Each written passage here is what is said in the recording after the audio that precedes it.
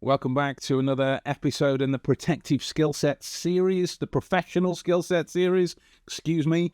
Oh, it's me too busy reading the Protective Insight podcast at the start. But as long as those words ring out in your head, at least you'll be listening along with us at some stage. So we're about to be carrying on with the next stage in our basic polar breakdown for you guys.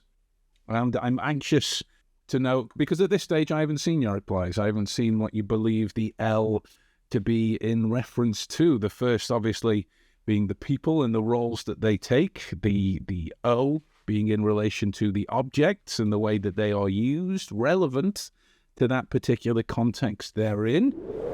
What could be the next possible thing that we would look at in this environment, I wonder? Well, there you go. I think you alluded to that a little bit with environment.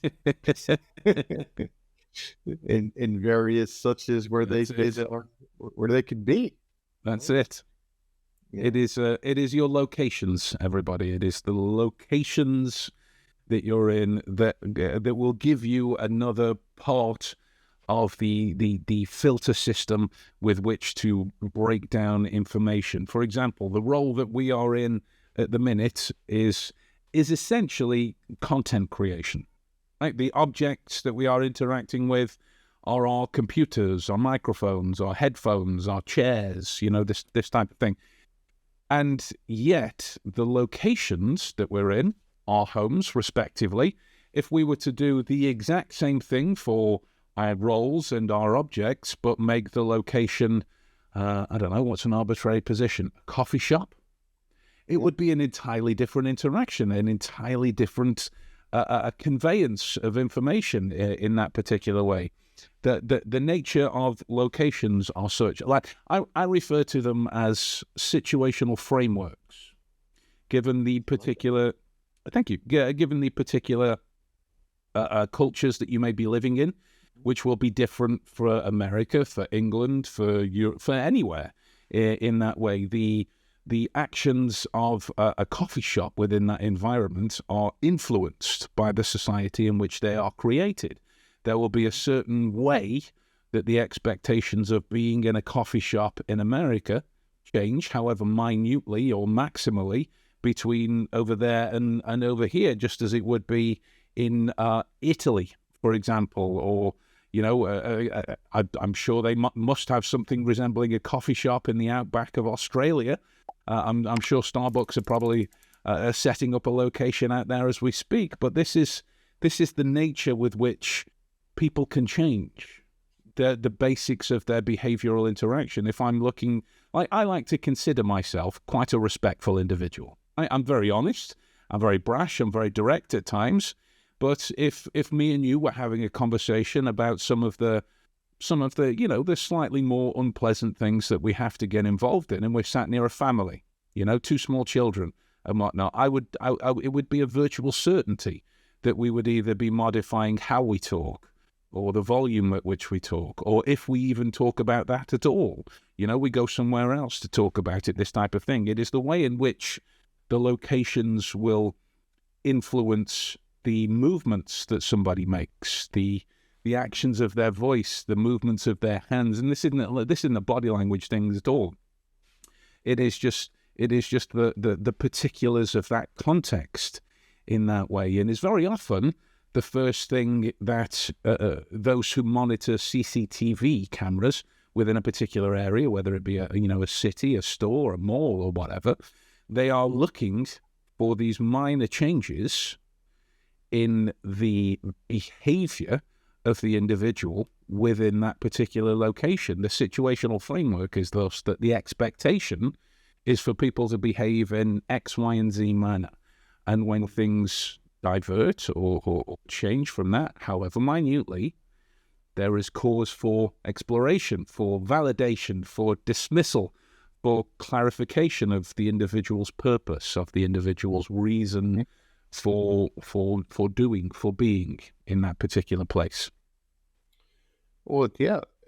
And that was a great example too, because think about that. If you are the CCTV operator, what type of location do they have you in order for you to do that job efficiently and effectively?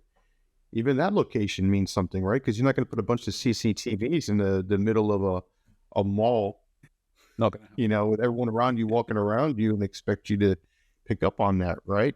Yeah. And we haven't really dove too much into this, but if you get into and you want to come and take the full course of Polar, understanding the brain wave states and knowing which ones are going to be best for you in a given situation, environment, and location. And if you're unfamiliar, I created my own little acronym for those because I love that stuff. Ears back, people. Come on. Where I go with stuff, I say it's be smart and think decisively. I love that. Right? So B, beta, smart is your SMR, and is your alpha, think theta, D, decisively is delta. And that's what I look at when we get into thinking, right? Because we get into critical thinking. What's the one thing we talk about in this, man? We get into the brainwave states. Now, granted, we're not going to get into all the neuroplasticity and neuroscience aspects of it, but to understand that throughout the courses of our day and function, we are consistently changing states, which is why some things may irritate us more in one anger part of our day, and others in some we're relaxed or tired or given the situation. Locations play part of that. I think a lot of times I'm like, where do we feel more relaxed and comfortable? Where do we do our best work? How do we do our best work? Ever wonder after a long day, why do we feel so tired? Because I know we were working at one particular state entirely too long for the environment, right? And you just can't get our thoughts to come together. So that always has been like a prompt since you and I started talking and getting more into understanding it. It was like I created that acronym because it allows me to, one, I take that breath and I'm like, all right, be smart, think decisively. And then that's how I kind of go through, okay, what state do I need to be in to best, efficiently work through this? And location is a huge part of that. And I love how you put in there situational framework, because it is, because that's going to be part of your situational awareness. Is going to put in a part of how we're going to communicate, what we're going to communicate in fantastic examples. Yes, if we're around families and kids, then we shouldn't really be talking about work or that one particular bad thing. Maybe that's when, the dads go to a different part of the yard with the grill or something. You ever notice that's why there's different parts and we change and augment locations and things, even around family gatherings, right? Not everything deserves the conversation in depth at the dinner table. Absolutely. So people will break off into the kitchen, right?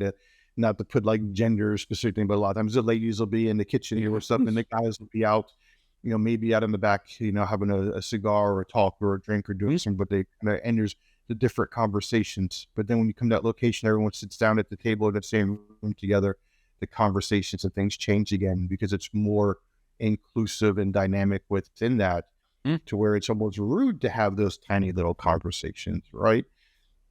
And then, if we're traveling, again, the location, knowing where we're around. How many times do you go into a coffee shop or a little restaurant and you're trying to meet a buddy? If I was to meet you, Ben, and we can't have this conversation because you got the obnoxious loud people, behind us and around, because people aren't cognizant or aware of their location and surroundings, to just make it to where you just can't have a conversation unless you elevate your tone and pitch, or darn near have to yell to get a point across, right? So just being aware, is it offensive to be in certain places talking about certain things if you're in a particular culture or environment? And again, the location affects us when it comes to our level of observation, our awareness. If you're at home in your living room with the family watching TV, what's your level of awareness there as opposed to if you're with your family at a movie theater out in public? Exactly. Your brainwave state will affect that. Right? Your interactions with the locations will affect that. Sorry, mate, carry on. I know. I was going to say, we tell people all the time, situation dictates mission. It's going to dictate what it is we're about. So the same thing too. Your location is going to dictate. Location is going to dictate what it is that we're looking for. We need to be more aware of people and objects that we spoke of in the earlier sessions. How does that tie in? How does it all play a part? I mean, Ben, I think you and I talk a lot. I mean, you were probably the most well-versed out of the two of us here lately in school runs. Yeah. Oh, God, yeah. And Bane of mine. Just of a school run. How is a school run on Tuesday compared to a school run on a Friday afternoon? Absolutely. Absolutely. The beginning of the week versus the end of the week. Yeah. Very, very important in your advanced work. How is it prepping the school run, when you're leaving the house in the morning on a Monday morning, compared to later in the week? Just trying to get people up and moving, right? So the location shift and changes, and let alone the traffic, the people you're dealing with.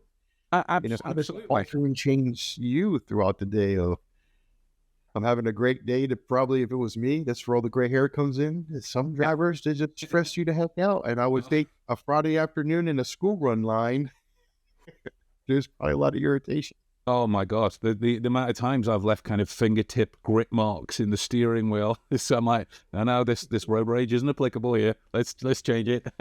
Well, but no, you're absolutely right. It's a common, it's almost a trope of sorts in the UK, that if you're going on a day trip or a vacation anywhere, a staycation, I think the common term is, that you don't travel on a Friday.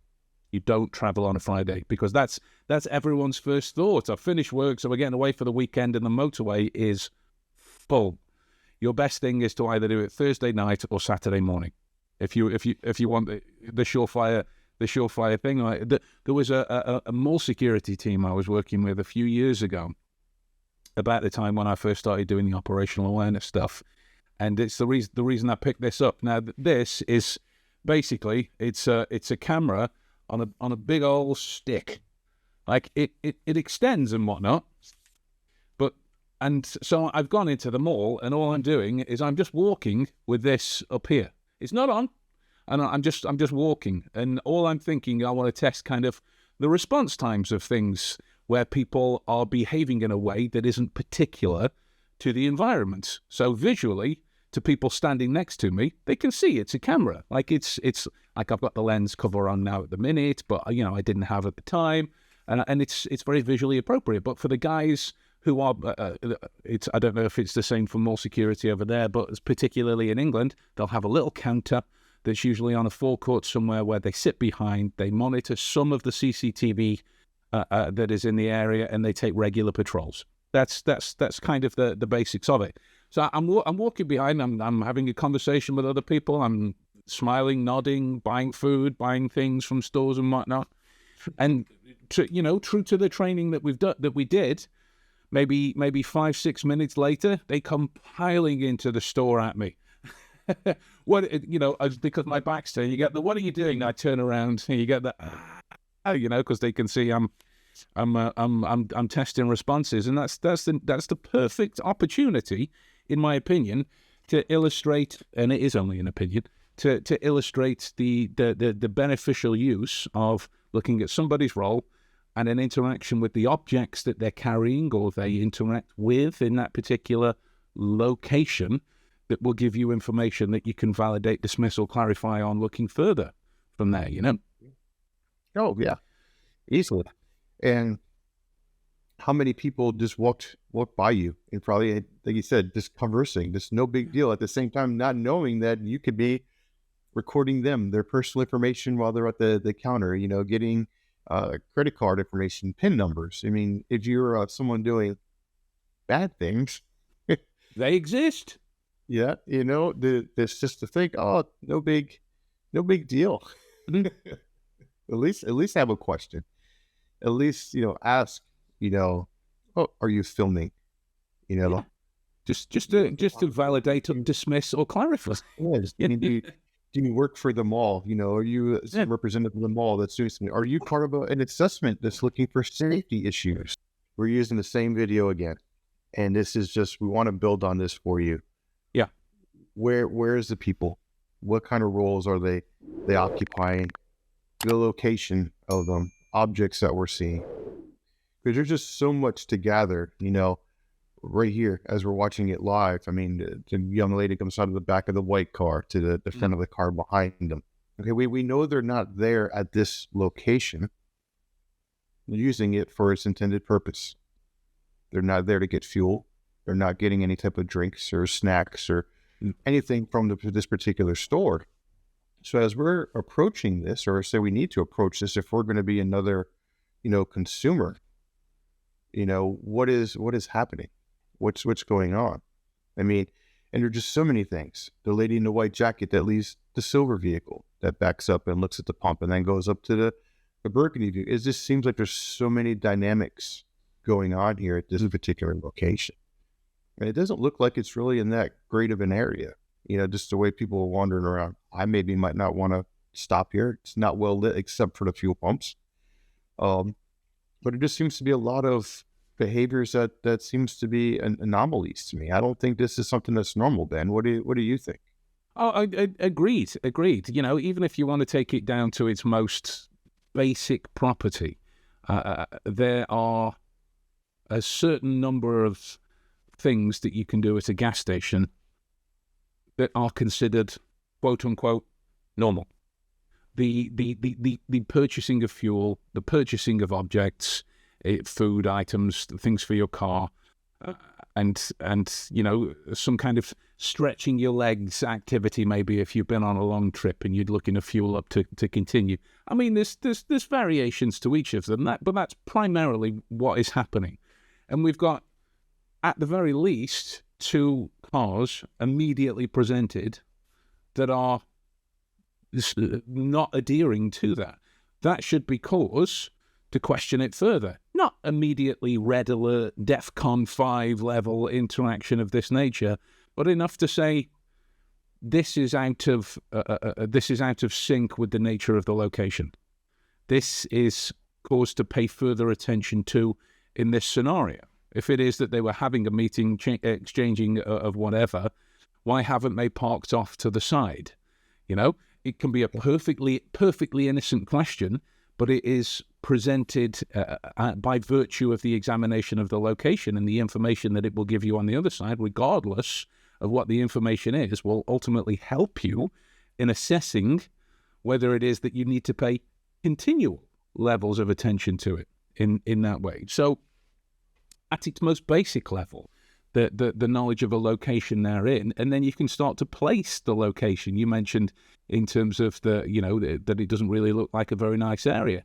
Valid, right? Whether we are right or wrong in that scenario, it's a valid observation to make because you can validate, dismiss, or clarify based on your interactions with the information in that area. Well, it is. Go on, sorry. I was going to say, you're hitting key points here. I mean, critical thinking. And that's something that's missing today. Wouldn't you agree when it comes to certain components? The ability to actually critically think and go through what we call the what if game, right? And we don't need to go through 1,000,001 scenarios, but the time of day, the night, the location, what it processed in our head, like what if X were to happen?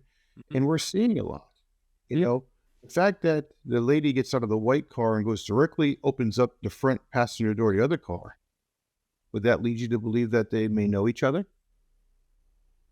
The fact that the driver walked up from the car behind to the driver in front of the white car, does it look like they probably have met before? The fact that they're taking, looks like personal belongings out, is this an exchange or is this a breakup? Is this a heated type relationship? Is this a friendship that's gone bad or a relationship that's gone bad, which is why we see the change in temperaments? The girl in the gray hoodie seems like she could be adolescent age. Oh, yeah. So is this a particular child between two, here we go, getting into a fight, like leaving, so there's some interpersonal thing that's going on that we should first have been tripped by mere looking at objects, right? Location and people involved in that. We can sit there and go, this is an anomaly, like you said. But now that it's gauged our attention, we should have been able to see what are the interactions that are happening. Because Ben, if you and I haven't met and I'm going to meet you somewhere at a safe place for an exchange, right? Which is a first glance kind of looks like that, right? Oh, yeah. If I just get out and walked up to the door of your car, Ben, and just opened your car door, not knowing each other for that, what is your initial response going to be? I'm red alert. I'm very tense. Right, but there's an understanding of what we would see, right? So we didn't see that. We didn't observe that here. So, like we were talking about in one of our previous episodes, where we were looking at your target from the firing range, right? Yes. And we have certain things looking at. This is what we're looking at. Okay, well, we're looking at a grouping here. This is a grouping that's being presented to us, and it's going to be, A, B, C. Are we looking at, are these two pairs of unknowns? Are they not know each other at all? We can rule that off based off the action of getting out the car and opening the door. That to me tells me these are people that know each other to some degree. The fact that another person comes up and talks to them and has a lengthy conversation further validates they know each other. Right? And then we could kind of go through this as we're processing all this, what is going on. Now we have people coming out and video recording.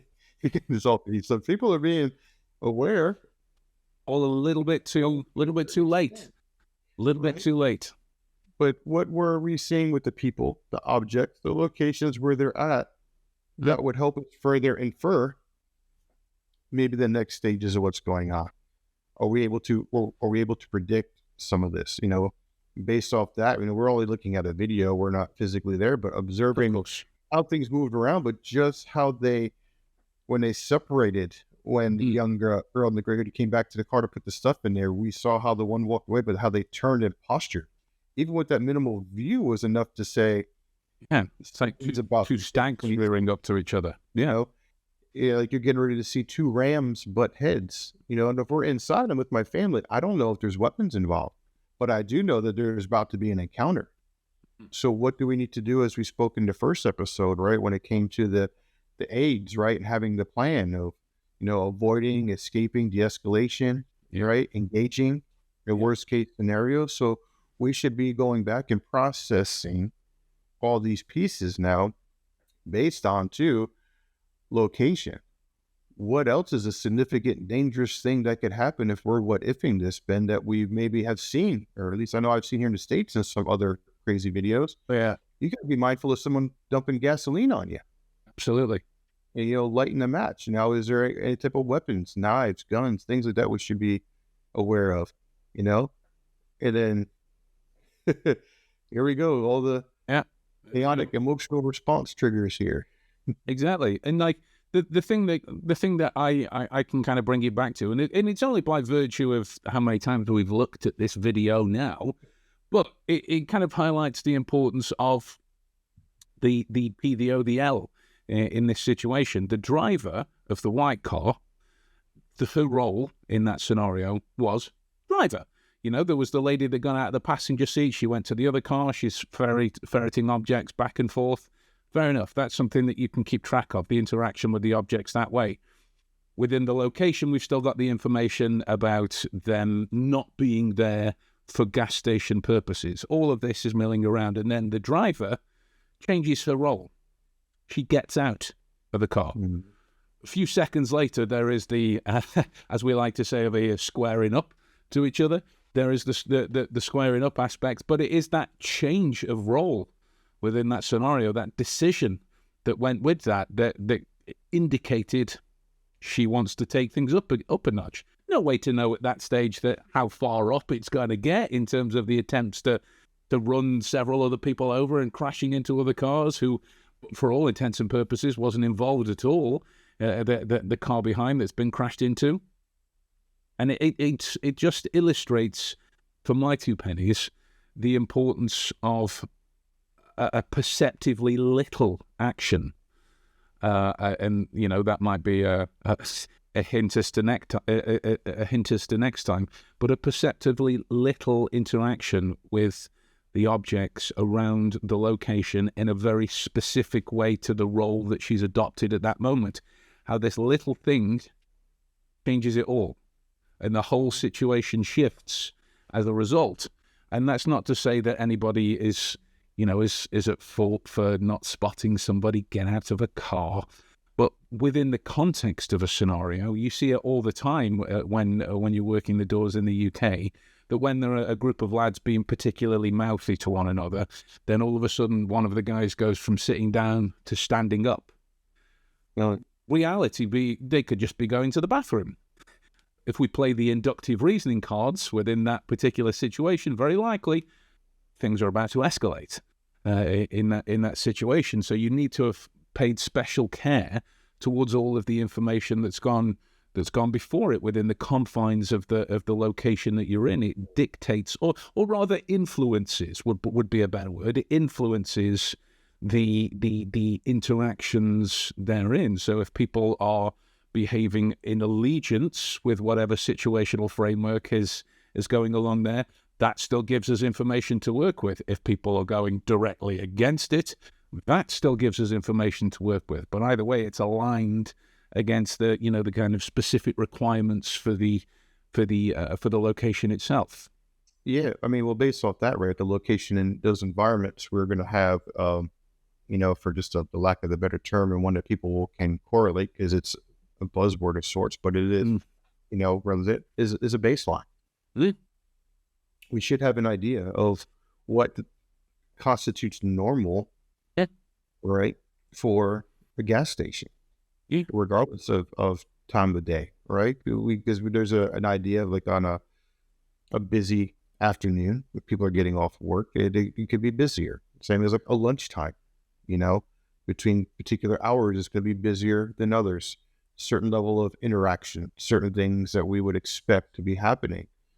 So just off the bat, when we arrive at this location, we already see a couple of things that have been added to the baseline. A vehicle not parked directly at the fuel pump, parked in between the fuel pumps. That should gain our attention. That isn't particularly normal for this environment. The vehicle pulling up behind them. Okay, well, they obviously can't get fuel either. So then we can kind of correlate right through there that they're probably together or one or the other, right? If we haven't been able to correlate that yet, we at least know now there's still going to be a level of interaction, because if that was me pulling up behind and I have places to be, and those are the only two pumps available for me to refuel my vehicle to be on my way, you're impeding my day. So there's still going to be interaction, right, Ben? Because that's you in the white car. I'm still going to have to say, sir, would you mind moving up? I can't get to the pump. There's going to be some level of interaction that we already know is now caused by that anomaly. Now, is whether or not is that going to be a conversation like this, sir, can we have it? Or someone having a rough day, bad day, gets out yelling, hey, moron, move your freaking car. What are you doing? Kind of thing. So we're going to have, but that should already have us, if we're outside looking in, one way or the other, there's going to be an interaction there. Absolutely. And what transpires to the video is we see an interaction does occur. It shows someone go up to the car and grabbing stuff. And like you said, the person in the back car, would you say they were more or less the catalyst to that? Because if they stayed in their role as the driver or the deliverer of goods and remained in their vehicle, and they don't leave their role as driver and get out their vehicle that's in the back and approach the white car's driver, did the other events occur? Exactly. Right? So that is the catalyst. So that the ship, so then we won't get too far in depth in this, right? Because this is all further on, not listening, but there is an emotional trigger there. Agrees. Right? And when people act out of emotion, we get irrational decisions, irrational actions. And what you're seeing here, even with little, no sound, no nothing, but from an observational standpoint, you're able to see an interaction that transpired that got into an emotional state. And in turn, you saw the irrational responses of what being in a highly emotional state can do. And we can pull that in there from the rest of the interaction that we saw on how they postured, how they interacted, how they got together, they started fighting. We're not going to just start fighting because we're having a great time and care about each other, right? There's a level of emotion in there to get to that point, to want to throw hands in a parking lot. Something had to have been done. Something had to have been said. Someone had to have been offended, insulted, or hurt. in one way or another that felt that they had to go into a survival mode of having to defend themselves with their hands by getting into a fight. Absolutely. And then in turn, upset, irrational, probably not even thinking. They probably had no intention when they initially got to that gas station that they were going to rev their vehicle and somehow do what they did. And that tells me what happened in that vehicle. That was such an erratic drive off. Like, even if they're trying to take off, like, that wasn't even part of it. That was like an accelerator got stuck and a steering wheel got yanked, and it just did a whole big kind of loop around, like a possessed vehicle. It didn't even seem like that was an intentional act either.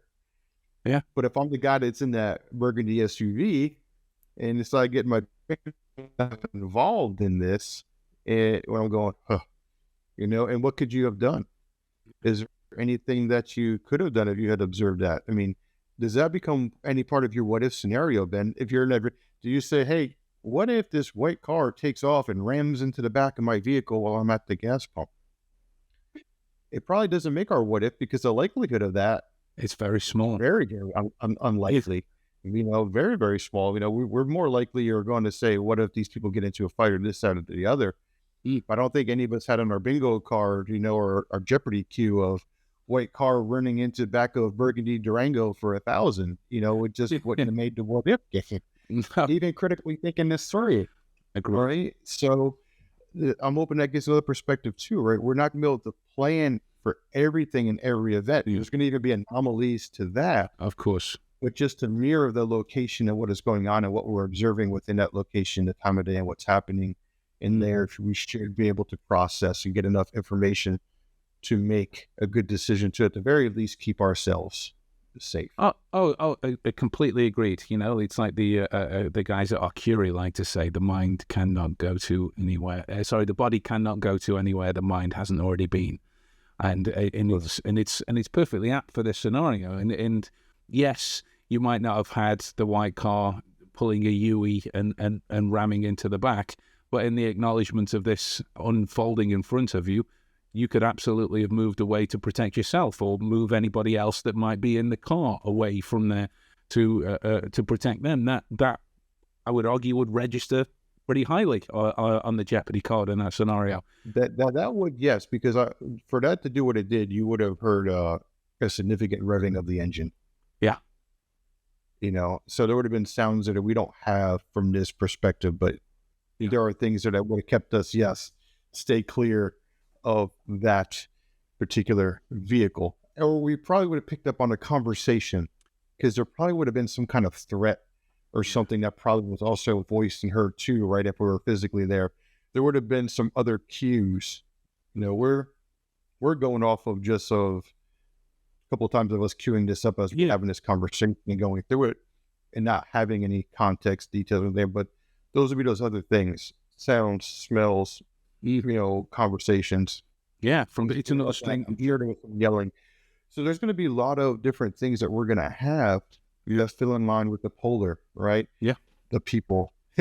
What is it that they're doing? Objects. Do we see anything? Weapons. The vehicles. The vehicles were now weapons, potentially weapons. So absolutely, all that kind of stuff going on, and that's going to lead us into, the next part of it that's going to build into this puzzle piece. And I'll leave it with, or just hoping to show you, the people, those objects within those locations, everything, just how you're putting this together, and just how we can kind of see that there's going to be so much overt information for us to kind of process, that when it comes to those little things that, we won't dive into that, but that kind of irk me in some ways, and people get into the body language side of micro expressions, right? You don't need the bandwidth to focus on those things, because there's just so much there between people, objects, and locations that we're seeing that we can process and make good, reasoning. We can make good examples. We can make some good decisions off that. So you don't need to get into all those little minute little specks of dirt, on things and go there. No, we're getting enough information, and there's enough information there to say, go back in that store, or call 911, or, let's get the heck out of here. Okay, I don't want to be here any longer than I have to be. That's it. I don't need 100% of the information. I just need just enough for me to go, oh, that's validated, gone. Yeah, done. I'm out. Yeah, absolutely. And there you go, folks. That brings us to the close of another look down our polar rabbit hole, as it were. We will see you next time for the A in polar, which you should all be very well aware of by now. We've hinted at it a number of times in this particular one. But with that in mind, thank you for your time. Thank you for your interest. Thank you for following along with all of this so far. Should you choose to subscribe to the channel, I know it would make us both very happy, and it is, after all, free. It costs you nothing, and what a glorious thing that is in the century that we live in. So with that in mind, we shall love you and leave you, and we'll see you next time for another one. Take care.